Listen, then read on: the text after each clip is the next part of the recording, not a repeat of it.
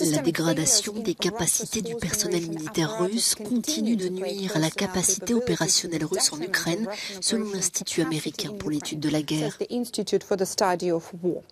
Selon le ministère russe de la Défense, la cause principale de la frappe sur Marivka est l'utilisation massive par le personnel de téléphones portables, malgré l'interdiction de le faire, ce qui a permis aux forces ukrainiennes de géolocaliser cette concentration de soldats.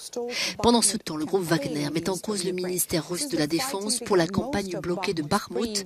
Depuis le début des combats, la plupart des 70 000 habitants ont fui, mais la ville est au centre de la campagne russe depuis des mois et Moscou a investi d'énormes ressources pour la faire tomber. L'épicentre de la guerre d'usure à Bakhmout a très peu de valeur stratégique globale pour la Russie. L'état-major ukrainien rapporte que les troupes ukrainiennes ont repoussé les attaques russes près de Bakhmout même.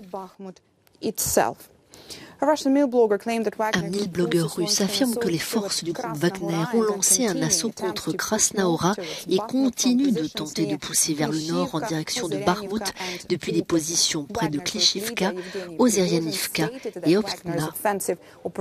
Selon le chef du groupe Wagner, les opérations offensives de la milice russe à Bakhmout sont très compliquées car chaque maison est, je cite, une forteresse et les Ukrainiens ont des lignes défensives tous les 10 mètres. Il s'agit d'une inflexion significative pour le chef de la milice et la première fois qu'il présente les forces de Wagner à Bakhmout comme ne réalisant aucun gain. Il avait déclaré en octobre que les forces de Wagner opérant dans la région de Bakhmout avançaient de 100 à 200 mètres par jour. Les tentatives du chef de la milice pour justifier le manque de progrès de ces hommes à Bakhmout corroborent en partie l'évaluation de l'Institut pour l'étude de la guerre selon laquelle les forces russes à Bakhmout sont en train de stagner.